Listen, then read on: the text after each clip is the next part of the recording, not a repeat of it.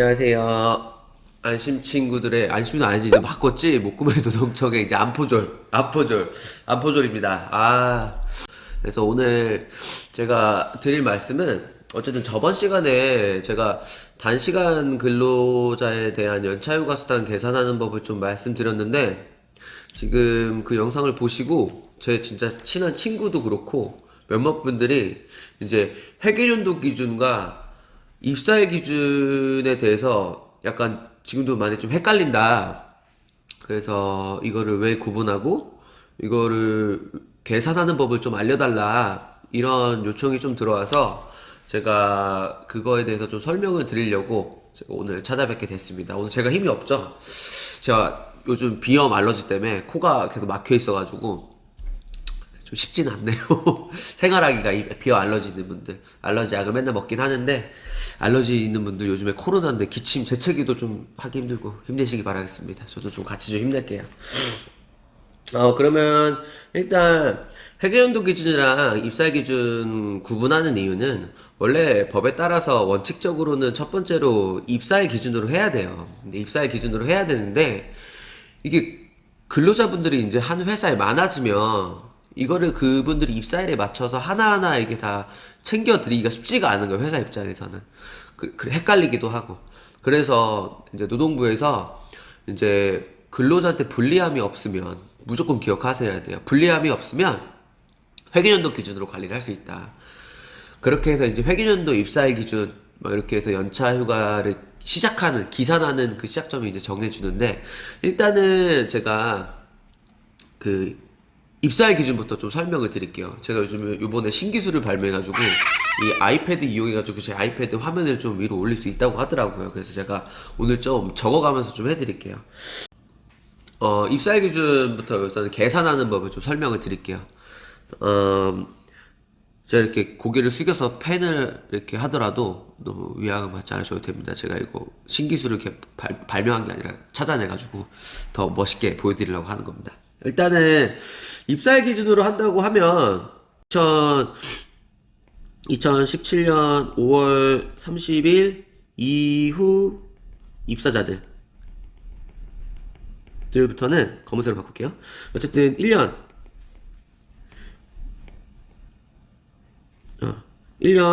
미만 근무 시 그리고 5월 엔드죠, 엔드 그리고 1개월 개근 시 1일의 연차휴가가 부여가 돼요. 그렇게 한다면 제가 2020년 오늘 5월 4일날 입사를 했다고 한다면 그러면 2020년 6월 4일에 1일 7월 4일에 1일 8월 4일에 1일 해서 쭉 해서 2021년 4월 4일에 1일 이렇게 발생이 돼요. 그런 다음에 2021년 5월 4일날 다시 15일이 발생을 하게 됩니다. 근데 이제 저희 이제 근로기준법에 이제 최초 3년, 만 3년 되는 해부터 1일씩 가산휴가가 붙어요. 그래서 2년마다 한 번씩 가산휴가가 붙는다. 이렇게 정의를 하고 있는데 이렇게 그냥 하면은 좀 헷갈려요. 그래서 그냥 편한 계산법을 알려드릴게요. 이거 뭐 1년 미만 근로자들은 뭐 1개월 개근 시 1일 발생한 건 똑같고 그 다음부터 이제 내 가산휴가가 얼마나 붙는지에 대해서는 이 계산법이 있어요. 그래서 이것도 제가 써드리면서 말씀을 드리면 그러니까 식은 이래요. 15일 플러스 n-1 나누기 2 이렇게 돼요. 그럼 이제 예를 들면 이 n이 뭐냐? n은 내 근속연수예요. 근속연수. 그리고 재직기간. 똑같은 거죠? 그럼 내가 이제 만으로 예를 들어, 만으로 한 6년 4개월 정도 했다. 그러면은 이게 계산이 이렇게 되는 거예요. 15일 더하기 n이 이제 6이 되는 거예요. 6 빼기 1 하고 나누기 2 하면은 6 빼기 1이 5죠. 5를 2로 나누면 2.5 그럼 17.5일이 나와요. 그러면 이 소수점들은 그냥 다 버리세요. 그러면 17일이 되는 거예요. 나는 올해 17일이 되는구나. 그리고 내가 만약에 예를 들어 뭐 5년 3개월이에요. 5년 3개월이면 15일 플러스 5 빼기 1 나누기 2 하면 5 빼기 1은 4죠. 그럼 15니까 또 17일이네. 요렇게 해서 이제 입사일 기준 연차휴가 계산하는 법을 좀 제가 설명을 드렸어요. 그러면 지금부터는 다시 회계연도 기준으로 이제 해볼게요. 그러면은 내가 2018년 8월 10일날 입사를 했다. 그리고 이제 이거 회계연도 기준이에요. 회계연도 기준. 그러면은 똑같아요. 1년 미만 근로자들은 1개월 개근 시 하루가 발생하는 건. 그러면은 9월 10일, 10월 10일, 10월 10일, 11월 10일, 12월 10일, 막 이렇게 더 쭉 해서 2019년 9월이 아니죠. 죄송합니다. 7월 10일까지, 만 1년 되기까지 해서 1일. 그래서 이때 총 11일이 발생을 해요. 근데 이제 회계연도는 뭐냐면 기본적으로 1월 1일부터 12월 31일까지 내가 모든 근로자 입사일 무시하고 1월 1일부터 12월 31일까지 연차휴가를 주겠다. 이런 말이에요. 그러면은 지금 여기에 보면은 이 날짜 사이에 분명히 2019년 1월 1일이 1월 1일이 있을 거란 말이죠. 그럼 2019년 1월 1일 날 몇 개가 이제 발생을 해야 돼요. 2019년 1월 10일 날 1일이 발생하고 여기에 이어지는 거예요. 여기에서 이어지는 거. 그러면은 그 2019년 2월 10일. 그러니까 제 친구들이 이 회계연도를 한다면 여기 딱 12월 여기까지만 연차가 1년 미만 근로자들이 1개월 개근 시 연차가 생기는 게 여기까지만 딱 해당되는지 알고 그 밑으로는 이제 생성이 안 된다고 생각을 하고 있더라고요. 그래서 그건 잘못된 생각이고 2019년 뭐 3월 10일에 또 1일 여기 제가 잘못 썼네요. 1일. 그래서 쭉 발생해요. 이거는 2019년 7월 10일까지. 그러면 여기에 이제 회계연도 기준은 1월 1일부터 12월 31일이니까 여기에 이제 휴가가 몇 개 더 생긴다는 거예요. 그럼 어떻게 생기냐? 이거는 15일. 원래 일반적으로 최초 받는 그 연차휴가가 15일이잖아요. 그래서 이걸 비례대로 받는다고 생각하시면 돼요.